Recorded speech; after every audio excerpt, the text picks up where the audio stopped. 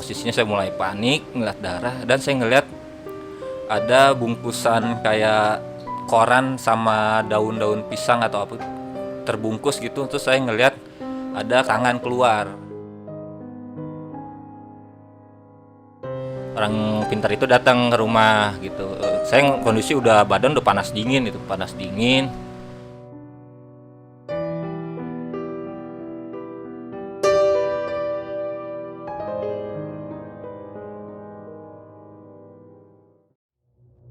Assalamualaikum warahmatullahi wabarakatuh. Selamat malam teman-teman. Baik lagi di Lentera Malam bareng gua Adit. Sekarang kita lagi di segmen Saksi Misteri nih.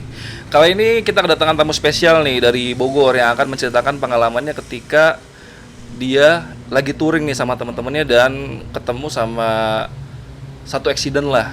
Dan di situ ada korban yang jatuh. Nah, setelah kejadian itu dia mengalami banyak hal-hal mistis. Dan nanti lebih lengkapnya biar diceritain sama narasumbernya aja. Ya udah kita kenalan dulu sama narasumbernya, Iqbal. Bang Iqbal. Siap. Apa kabar nih? Alhamdulillah sehat. Lagi sibuk apa sekarang? Sekarang masih freelance aja sih, event freelance gitu. Boleh ceritain sedikit nggak kisi-kisi cerita lu ini? Awal mulanya kenapa sih bisa kejadian ini? Kalau awal mula tragedi mah saya nggak tahu ya kayak gimana dia kecelakaannya. Cuman saya pas lagi touring sama teman-teman itu saya dikasih info sama supir truk, katanya itu ada anak motor jatuh kecelakaan. Dia nanya temennya bukan. Terus pas saya cek grup saya ternyata komplit. Oh, ternyata komplit. Oh bukan teman saya Kang, aman. Yaudah akhirnya saya nggak mikir panjang, yaudah akhirnya kita balik arah. Nah pas balik arah kita menemukan jenazah itu gitu. Oh iya. Jenazahnya perempuan apa laki-laki? Kalau untuk identitas nggak terlihat detailnya karena hanya ngelihat misalnya tangan aja, organ tubuh di bagian tangan. Oh iya. Yaudah, nih sebelum Bang Iqbal cerita, lu ada yang mau dipromon kan nih, Bang Iqbal? Paling ya buat teman-teman yang khususnya Bogor ya, kalau mau nyuci sepatu bisa ke kami gitu, langsung aja bisa di follow IG-nya Sus & Cat Bogor. Yaudah nanti gua taruh linknya di deskripsi. Jadi lu usaha buat kayak nyuci sepatu gitu Iya, ya? nyuci sepatu itu sama saudara, jadi kita nyuci sepatu. Oh iya. Jadi kalau teman-teman belum tahu, ini adalah franchise-nya brandnya Tirta ya? Iya, Dokter Tirta yang lagi rame di YouTube. Ya udahlah. Oh ya, Bal, IG lu apa nih? Siapa tahu teman-teman mau follow juga. IG-nya iqbal.tawakal01. Yaudah, nanti teman-teman bisa mampir-mampir lah ke IG-nya Iqbal, mau sapa-sapa. Dan gue mau info sedikit nih, kita sekarang shootnya lagi di luar nih. Mungkin ada sedikit gangguan kayak motor atau mobil lewat lah, jadi harap Dimaklumi ya. Maklumi lah ya, karena kita agak di pinggir jalan shootnya. Ya semoga aja soundnya bisa memuaskan lah. Siap. Yaudah, sebelum teman-teman dengar cerita dari Bang Iqbal, kita tonton dulu yang satu ini.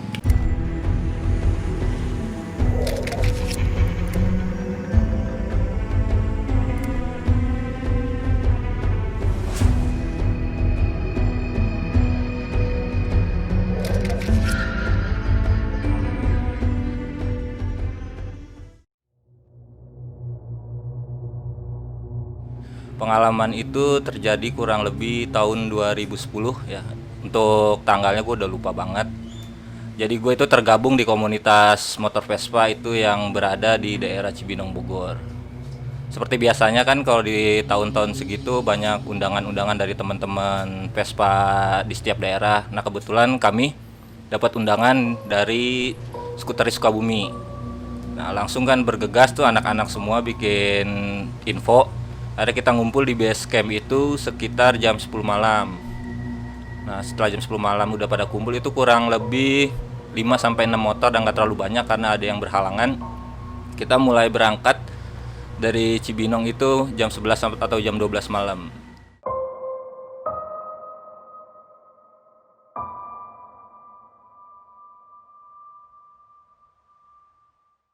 Untuk berangkat sih normal sih, nggak ada kendala apapun karena yang kita bawa juga semuanya motornya itu motor yang standaran ya, nggak ada motor yang ekstrim atau gembelan, semua standaran dan kondisi motor itu cukup prima semua.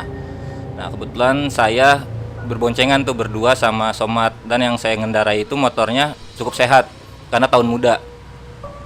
Lalu kita jalan seperti biasa, udah mulai jalan normal sih, nggak ada masalah apa-apa. Cuman yang saya bingungkan itu kok tumben. Biasanya kan kalau ada acara Vespa kita sering ketemu di jalan ya sama teman-teman, kok ini kosong amat sampai Bogor masih kosong, kagak ketemu teman-teman Vespa. Ada udah positif aja, jalan terus tetap kagak ketemu sampai Sukabumi juga, Cibadak kita nggak ketemu kawan-kawan Vespa. Ada langsung udah terlanjur jalan setengah jalan kan, yaitu kita jalannya terus dah. Ada pas udah mau mendekati lokasi acara itu di Cisaat kalau nggak salah, alun-alun Cisaat. Terus kita jalan mau mendekati lokasi acara masih kosong gitu. Jadi kok ini aneh amat ya, biasanya rame gitu. Dan kebetulan di tahun itu kita semua itu nggak ada yang punya, jarang yang punya handphone gitu, nggak kayak sekarang. Ada terus jalan, akhirnya kita memutuskan untuk berhenti waktu itu, berhenti di pom bensin itu di daerah Sukabumi Kota. Udah lewat pasar Cibadak, kita istirahat lah sejenak, itu sekitar jam 2 malam. Udah istirahat biasa setengah jam, makan, ngerokok, ngopi biasa. Dan tiba-tiba dapat info, teman saya sembari istirahat cari info, dan ternyata acaranya itu diundur. Nah karena kita nggak punya handphone dan komunikasi, jadi kita nggak ada info bahwa acara itu diundur. Akhirnya kita dapat info dari anak Vespa itu, acara diundur untuk minggu besoknya kalau nggak salah. Akhirnya ya udah memutuskan nih tim nih semuanya, anak-anak ini mau lanjut ke Pelabuhan Ratu apa kita balik kanan nih pulang. Untuk ke Pelabuhan Ratu kan itu masih jauh ya jaraknya. Akhirnya kompromi udah kita balik kanan aja deh.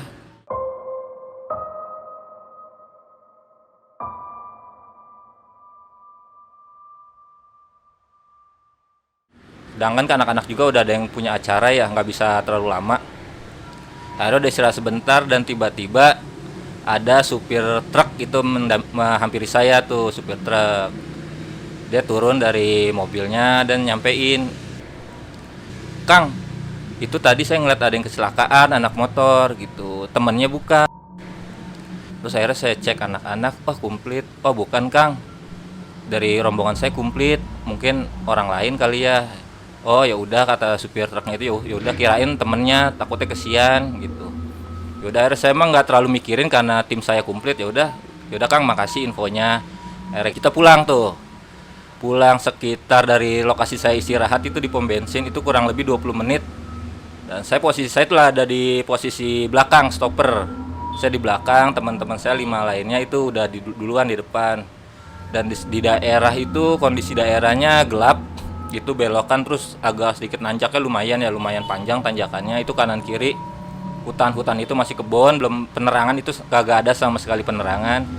Dan tiba-tiba pas saya lagi jalan, motor saya kayak kehabisan bensin gitu, tiba-tiba mati gitu. Wah kok mati, wah kehabisan bensin nih. Saya teriak ke depan, teman saya nggak ada yang nengok, teman saya terus jalan. Akhirnya kita ketinggalan, motor saya kehabisan bensin. Terus saya coba hidupin lagi, nggak hidup motornya gitu, tetap kayak wah ini habis bensin mat. Saya berdua masih somat, wah kayaknya ini habis bensin mat. Oh ya udah deh. Terus nggak lama kemudian pas di lokasi itu saya mulai mencium bau anyir darah.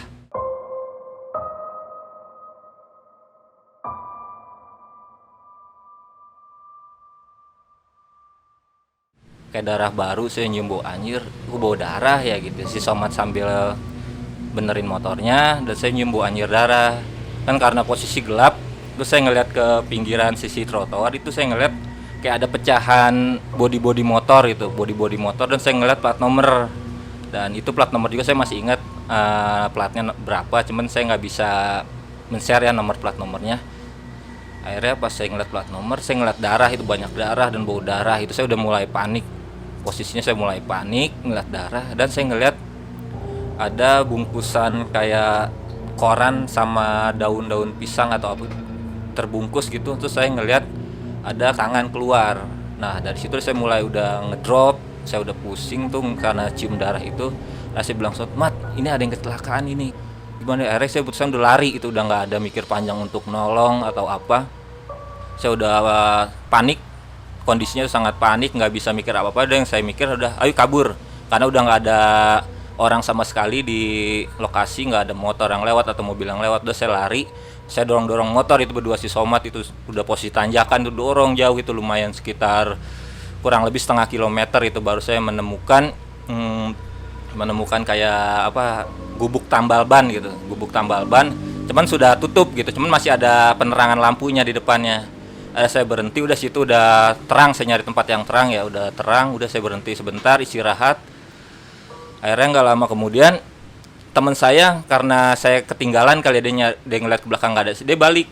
Terus saya teriakin tuh ketemu, saya teriakin, ada dia hampiri saya. Terus dia sempat nanya kenapa gitu, habis bensin kayaknya, gue habis bensin gitu. Yaudah langsung jalan aja, gue step kata dia gitu, gue step. Oh iya bentar, ada Somad mencoba untuk menghidupi lagi kan posisi terang itu. Akhirnya dia ngecek tangki bensin. Nah ternyata yang anehnya tangki bensin itu masih ada setengah tank di dalam tangki itu. Dan aneh itu kenapa? Wah berarti ini kendala di mesin nih. Akhirnya coba untuk dihidupi lagi. Dan akhirnya pas sekali si Somad untuk menghidupkan motor, tiba-tiba motor itu hidup normal.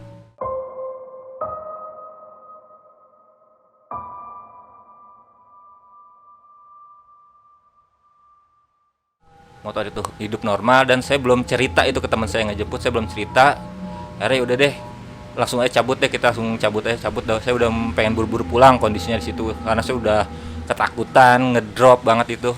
Di Somad juga udah ketakutan karena ini aneh, menurut saya ini aneh, tiba-tiba motor yang saya bawa itu kondisi sehat tiba-tiba mati gitu. Akhirnya kita jalan terus pulang, terus sempat istirahat di daerah Ciawi itu. Saya istirahat, akhirnya baru saya Cuman saya menceritakan ke temen nggak sedetail yang saya alami gitu. Saya menceritakan tadi gua ketemu jenazah kecelakaan gitu, kayaknya yang tadi supir truk ngomong deh, gua ketemu gitu pas posisi motor mati, gua ketemu di situ titiknya pas banget. Terus kata anak-anak biasalah bercanda, plat nomornya inget gak lu? Pasangin kan, karena waktu zaman itu masih banyak togel-togel gitu. Anak-anak pada bercanda, biasa anak-anak motor gitu kan bercanda gitu. Udah deh jalan deh pulang aja deh. Sebenarnya sih normal, pas pulang normal, udah normal. Dan gak sampai situ ternyata yang saya alami. Keanehannya itu terus berlanjut sampai saya di rumah. Nah setelah saya touring itu saya mengalami biasa sih sakit, kayak masuk angin lah, saya kira masuk angin gitu, sakit. Hari pertama saya sakit masuk angin seperti biasa aja sih, nggak aneh-aneh. Nah lalu biasanya kan sehari atau itu sudah sembuh ya, istirahat sembuh. Ternyata ini saya masih sakit nih, saya masih sakit. Lalu hari ketiga itu yang baru-baru fatalnya, saya nggak ngerasain apa-apa sih yang saya alami itu, saya nggak ngerasain. Tahu-tahu saya posisi tidur di kamar, saya tidur aja, tiba-tiba saya bangun-bangun sudah ada di klinik.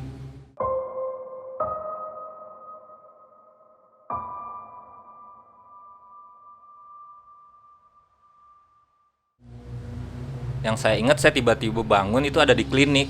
Nah, pas saya bangun itu saya sudah ada oksigen ya di hidung, oksigen kayak diinduksi gitu. Saya bangun udah, saya sempat ngamuk tuh, aneh nih kenapa ini kok saya diginiin mah gitu.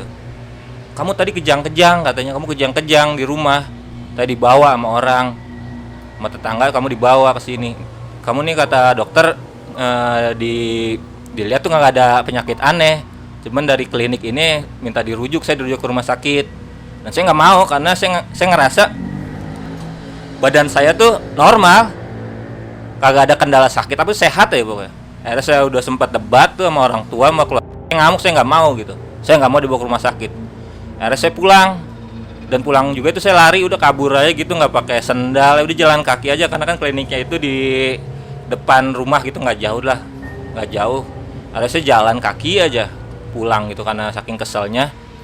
Dan saya anehnya itu pas pulang itu tetangga itu pada ngeledekin gitu, yang ngeledekin, lu tadi perasaan digotong-gotong sama orang, sekarang udah jalan gitu.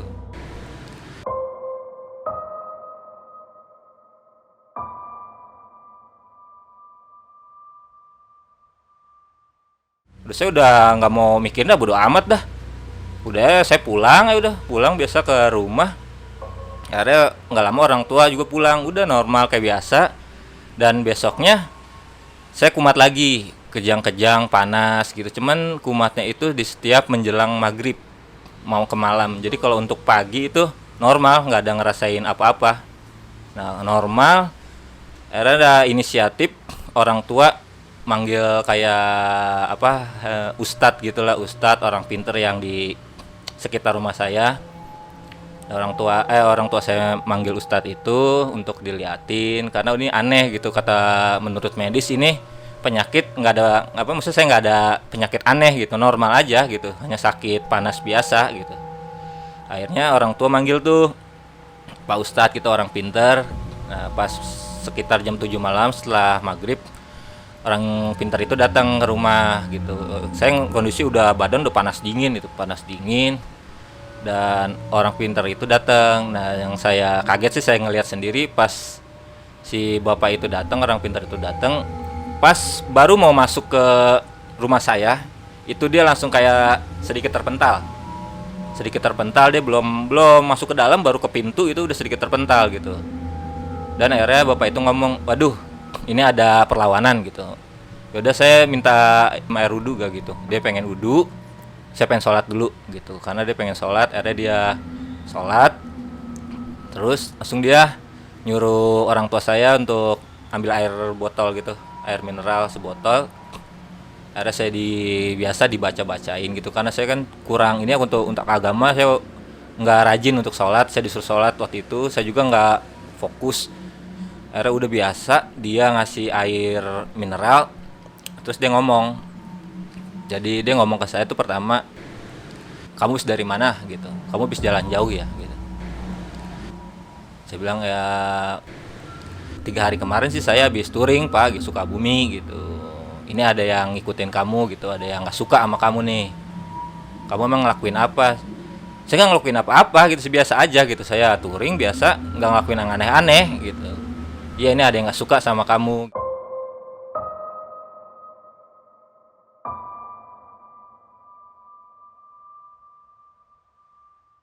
Terus kan gue dikasih air sebotol itu sama Pak Ustadznya. Terus kata dia, yaudah ini kamu minum setengah, lalu sisanya dipakai untuk mandi ya gitu.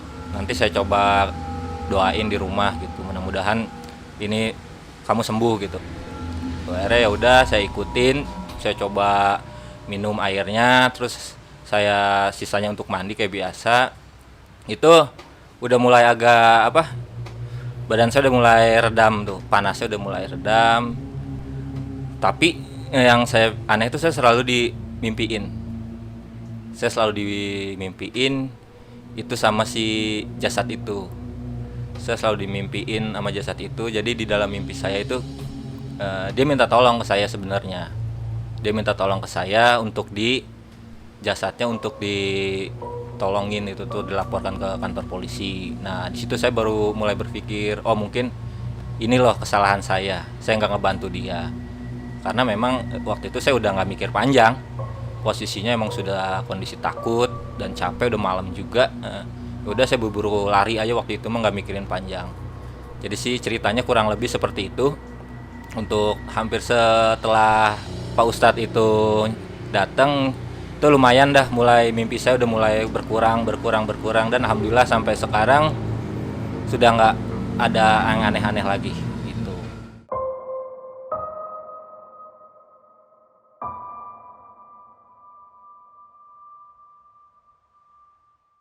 Oke, itu tadi cerita dari Iqbal. Sekarang kita mau ngobrol-ngobrol nih, karena ada beberapa bagian part-part yang pengen gue tanya ke si Iqbal nih. Siap.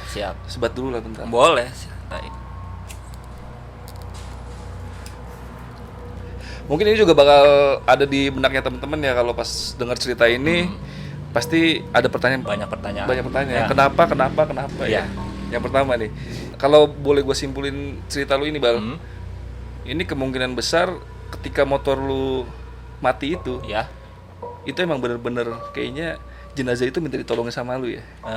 Kalau pada saat itu gue nggak mikir ke mistis itu ya, karena gue orang yang cuek dah gitu, karena dulu masih ya ugal-ugalan dah, nggak mikirin kayak gitu. Gue mikirnya ya karena kebetulan aja mungkin gitu. Di saat kondisi itu gue mikir kebetulan aja motor gue ada trouble, dan kebetulan juga di lokasi itu ada korban gitu. Gue mikirnya gitu aja sih. Tapi ternyata terjawab pas lu mimpi pas ya. Selesai itu gue ada mimpi itu. Dimimpiin kenapa lu nggak bantuin ya, gitu ya. Gitu. Nah, itu kan kondisinya pas lagi lu kan mogok kayak habis bensin ya. Ya. Pas lu yang temen lu baik lagi tuh yang ke gubuk, itu cuma nyala sekali tuh. Sekali dimiringin, di sela sekali langsung hidup kondisi. Langsung hidup, Kagak langsung jalan ada lagi tuh. jalan sampai pulang ke rumah pun nggak ada kendala semua. Motor kita aman. Berarti bensin aman sebenarnya. Bensin aman. Mesin aman Mesin ya. aman. Makanya situ saya mulai aneh. Mulai udah shock aja. Wih, kok hidup ini? Tadi lu sela-sela nggak hidup-hidup mat gitu. Nggak tahu udah cabut dah buru-buru deh gitu. Buset. Nah, pas lagi lo lewatin mayat itu ya, kan kondisinya itu udah kayak ditutupin pakai daun sama Bener, sama koran. kayak koran atau kertas gitu. Gua karena kurang jelas ya karena gelap. Heeh. Pokoknya gua ngeliat pokoknya ada tumpukan kertas sama daun gitu. Berarti asumsi gue sih, mungkin ini asumsi teman-teman juga. Bener. Berarti udah ada orang yang ketemu sama mayat itu, tapi nggak dibantuin, cuma ditutupin doang. Iya, Lo ada kecurigaan nggak sama supir kontainer yang ngasih tahu lo tadi? gua sih pas lokasi itu gua nggak mikir panjang ya, cuman gua pas sudah sampai rumah sempet sih berpikir, cuman gua nggak bisa ngasih kesimpulan ya apakah yang nabraknya beliau atau bukan gitu, karena memang kondisinya itu udah posisi udah di pinggir dan itu bangkai motor itu masih ada dan pecahan-pecahannya itu masih ada di lokasi dan cuma sudah tertutup. Nah itu yang aneh, cuman ya organ tubuh tangannya itu kelihatan gitu. Gue bukannya nuduh ke supirnya ya, Benar. tapi agak nggak masuk akal aja sih. Ibaratnya dia kan tahu ya, ibaratnya dia tahu ada apa namanya kecelakaan, tapi pas lu sampai sono nggak ada orang sama sekali. Berarti kan nggak ada yang diinfoin sama, ibaratnya mungkin supirnya itu nyari warga sekitar buat bantuin gitu. Nggak, berarti kan dia langsung cabut ke pom bensin. Oh ya Bal, Ya. gue bukan maksud gue, oh ya buat teman-teman ya, gue bukan bermaksud buat menuduh ke supir kontainernya ya. Benar. Cuman kan agak nggak masuk akal aja, ibaratnya dia tahu ada kecelakaan, bukannya ibaratnya mungkin ngebantuin minta tolong sama warga Warga sekitar, sekitar gitu. malah ngasih tahu ke lu yang posisinya kira-kira jaraknya dari mayat itu ke pom bensin berapa jauh sih? Kurang lebih itu sekitar 20 menit deh, 20 menit sampai 10 menit lah. Itu kondisi malam ya, kondisi jalan kosong. Jalan kosong dan nggak ada penerangan apa-apa. Kanan kiri itu waktu itu ya 2010 itu masih nggak ada penerangan, gelap gulita. Kanan kiri itu kebun-kebun hutan gitu. Cuman ada kayak saung-saung pedagang gitu, cuman udah nggak tutup gitu, nggak ada orangnya gitu. Oh, ya itu yang maksud gue yang gue bikin curiga sih itu, kenapa dia minimal harusnya mintain tolong sama warga sekitar dulu lah, baru ke posisi lu yang agak jauh gitu. Benar. Kan. Nah, lu pas ngeliat muka supirnya, pas ngomong sama lu tuh ada muka-muka panik atau gimana gitu? Kalau pas ngobrol ke gua mah biasa aja sih, hanya dia nginfoin aja biasa gitu. Gua nggak ngelihat mimik-mimik dia ketakutan sih, biasa aja gitu. Oh, jadi biasa aja gitu Biasa dia? aja gitu. Nggak kelihatan kayak panik atau gitu? Enggak sih. Enggak Dia sih. biasa aja, ngomongnya biasa aja, hanya ngasih tahu takutnya itu temennya bukan, rombongannya bukan gitu aja sih gitu. Iya, iya. Kalau buat lu sih gue masih ngewajarin, mungkin karena lu pertama kali ngelihat mayat, Bener. temen lu juga panik juga Panik kan, juga, gitu. akhirnya ya yang lu tahu cuman pengen kabur aja, Iya, pengen jauh-jauh pokoknya dari udah situ. pas di situ udah gue mikirnya udah nyari tempat aman aja udah, kagak mikirin yang aneh-aneh udah. Itu lu kira-kira umur berapa sih Mas? Itu 2010 berarti gue sekitar 20 tahunan. 20 tahun, 20 itu tahun masih lah. masih labil Masih lah ya. labil lah Masih pokoknya. labil ya. Mungkin kalau sekarang beda kali ya, mungkin lu bisa lebih tenang ngadepinnya kali ya. Mungkin kalau kayak bisa gitu ya. lebih cepat kabur ya. Tetap juga sih udah nyium darah gue emang paling Oh, gak kuat. Lu ada ini apa? Kayak ada fobia sama Fobia darah? darah gue kalau udah nyium darah gitu, ngeliat darah gue udah lemes kalau gue mah gitu. Itu darah yang anjir lu cium itu, lu ngeliat gak? Sempet ngeliat gak darah yang berceceran gitu? Ngeliat cuman kurang jelas, cuman ngeliat ada darah gitu, genangan darah gitu. Tapi nyanter banget baunya. Baunya masih nyanter kayak ya masih baru lah, kayak darah baru gitu.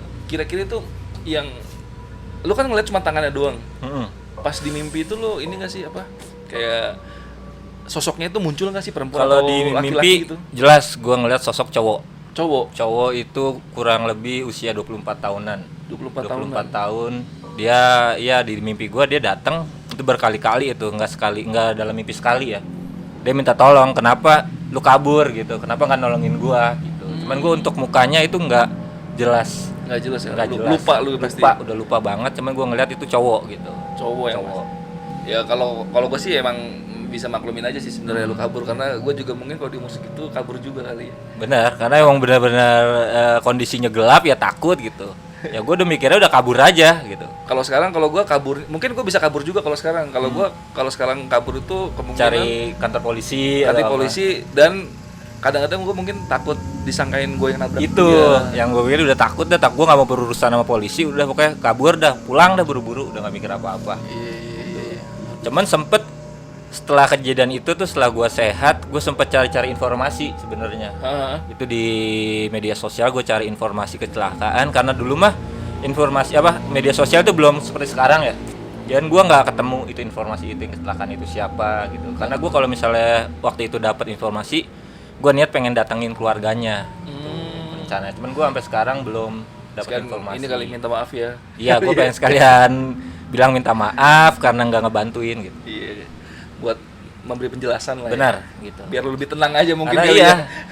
Karena soalnya si Ustadz yang ngomong gue punya salah gitu. Iya. Gue bingung kan kondisinya, gue salah apa. Iya. Sedangkan gue jalan normal aja gitu, nggak aneh-aneh. Terus gue balik nggak aneh-aneh gitu. Terus si Ustadznya ngomong, lu punya salah kayaknya nih, kamu punya salah gitu. Dan juga si Ustadz itu sempat ngomong gue carang iga gitu. Gue nggak ngerti deh itu bahasa dia apa. Jadi kalau carang iga tuh kalau menurut dia itu gampang ketempelan gitu. Iya. Gampang kesurupan, gampang ketempelan. Cuman gue belum pernah kesurupan. Belum pernah. Kalau Ya, ketempelan? Kalau ketempelan mah sering sih. Sering. Pokoknya setiap kalau jalan ke tempat yang ya lumayan angker gitu, sakit biasa aja, sehari 2 hari sembuh. Oh. Cuman yang ini gue hampir seminggu kurang lebih. Iya. Badan lu kayak nggak kuat gitu kalau ketemu yang halal gitu mungkin ya. Pokoknya udah ngerasa anehnya itu setiap mau menjelang maghrib. Jadi kalau pagi sampai siang tuh normal, orang sehat aja gitu. Kalau udah mau Lu maghrib, pas panasnya aja pas mau maghrib. maghrib udah mau maghrib itu udah mulai aneh gitu. Badan udah nggak enak. Dan sempat kejang-kejang ya, Mak. Iya. Apa lu dikasih selang gitu? Cuman itu gua nggak ngerasain. Nggak Cuman ngerasain. orang tua gue yang ngelihat, yang nyaksiin gua kejang-kejang, udah tiba-tiba dia dibawa-bawa aja gua gitu. Iya. Gua nggak ngerasain kejang-kejang, gua hanya ngerasa ya nggak enak badan, meriang biasa gitu. Nah, temen lu kan sempat ada yang bercanda tuh kan. Pasangin nomor togel. Bener. Tembus nggak tuh nomornya? Enggak. Tembus. Jangan ditiru, itu nggak benar. Itu hanya mitos sebenarnya, jangan Iya, ditiru. jangan ditiru lah. Kalau mau duit mah kerja aja udah. Betul Jangan- sekali. Jangan ditiru. Mungkin ya Anda kerja. Kerja. Jangan ngandelin togel. Jangan ngandelin togel, itu nggak benar. Miskin nanti Anda. Kita kecanduan. Canduan ya. Karena ujung-ujungnya setahu gua kalau judi biarpun menang ujung-ujungnya miskin lagi. Miskin lagi udah nafsu. Iya, betul. Nafsu terus masang terus. Nah, Gitu. sempet nggak sih Ustadz lu kan Ustadz ya apa yang orang pintar Orang itu kan pintar, ya. sempet datang terus kayak kelempar gitu ya? apa Iya, kayak ada perlawanan gitu, sedikit perlawanan. mental gitu. Teman dia nggak terjatuh sih, hanya sedikit agak ada pentalan gitu. Tapi dia ceritain nggak secara detail nyeritain nggak siapa yang ngebikin dia sampai mental begitu? Itu sih makhluk itu, dia ngomongnya ini ada perlawanan, dia bilang ini ngelawan nih gitu. Dia ngelawan, terus dia langsung buru-buru mau wudu sama sholat, dia nyolatin kamar saya waktu itu. Oh. Disolatin kamar saya, terus dia minta sebotol air mineral gitu, terus dibaca-bacain, terus ngasih ke saya untuk diminum dan sisanya buat mandi. Buat mandi ya. Oh ya, satu lagi ada yang kelewat nih, Bal. Kan posisi lu pas lagi mau nemu mayat itu posisi paling belakang. Paling belakang. Nah, teman-teman lu yang di depan itu cerita nggak kalau dia ngelihat yang bongkahan-bongkahan motor dan mayat itu gitu? Mereka nggak ada yang ngeliat sama sekali. Nggak ada yang ngeliat Nggak sama ada sekali. yang ngeliat sama sekali. Emang karena kondisi gelap dan Vespa itu kan penerangannya kurang terang semua emang sih. Iya. Lampunya hanya sekedar lampu aja gitu, nggak terang-terang. Jadi mereka tuh nggak ada yang ngeliat sama sekali gitu. Oh, kalau gua sih mikirnya gini ya. Lu kayaknya emang udah terpilih buat nyelamatin dia. Sepertinya. Karena mungkin kalau misalnya lu kondisi motor lu nggak mati, mungkin nggak ngeliat Nggak juga. bakal ngeliat juga. Karena emang gelap. bablas juga. terus. Lu ngeliat karena motor lu mati dan dorong kan. Benar. Karena Itu posisi kondisi gelap banget tuh, gelap banget. Gelap banget, nggak ada tahun 2010 itu di situ, belum ada penerangan. Tapi nggak tahu deh kalau tahun-tahun sekarang mungkin udah lebih bagus ya gitu. Lu daerahnya mau share nggak sih? Itu gua nggak tahu detail nama jalannya sih, cuman kalau ini dari Pasar Cibadak itu nggak jauh. Pasar Cibadak arah ke dalam mau ke Pelabuhan Ratu. Bukan, arah ke Bogor berarti. Oh, arah ke Bogor. Arah balik kanan kan, gua arah pulang. Berarti jalan raya Sukabumi itu. Iya, jalan raya besar. Jalan raya besar. iya, Kondisinya iya. itu sedikit belok terus nanjak gitu. Yang seingat saya segitu nanjak. Dan tanjakannya lumayan panjang gitu. Iya. Dan kalau setahu gue sih kalau sekarang mungkin udah agak rame kali ya. Mudah-mudahan itu udah agak rame. udah Ya. rame. Dan lu kan sempet share juga ceritanya di Di grup Facebook ya. Dan gue dapet info dari Iqbal katanya ada salah satu kerabatnya ya. Kerabat atau tetangga juga yang ada yang kecelakaan di situ gitu. Itu Cuman itu bener nggak untuk detailnya itu gue belum tahu karena gue kan 2010 ya. Dan dia itu ceritanya itu sekitar 2013-an. Oh, jauh lah berarti. Jauh, gitu. Mungkin kalau 2010 ke 2011 masih Masih mungkin. mungkin, gitu. Karena lu kan masih agak-agak lupa ya, 2010 apa 2000 berapa gitu. Ya kurang lebih 2010 sih. Pokoknya gue ingetnya gue gabung di komunitas itu selesai gue lulus sekolah. 2009 kan gue lulus sekolah, itu gue baru gabung. Oh, berarti nggak jauh dari Nggak 2009 jauh. 2010 ya. lah, kurang lebih. 2013 kejauhan sih kalau Jauhan. gua sih. Dan yang dia cerita juga itu jauh gitu. Dan yang dia cerita itu bukan yang kecelakaan, itu motor Vespa soalnya. Oh, Sedangkan yang gue lihat itu bukan motor Vespa. yang Vespa itu elu yang naik Vespanya. Yang Vespanya gua Oh. gitu. Kalau yang korbannya itu motor bebek. Motor bebek. Motor bebek. Iya, karena zaman 2010 belum tenarnya motor matic. Belum masih Kalau motor sekarang bebek, motornya ya. matic semua Matic ya. semua. Bebek sudah tidak laku.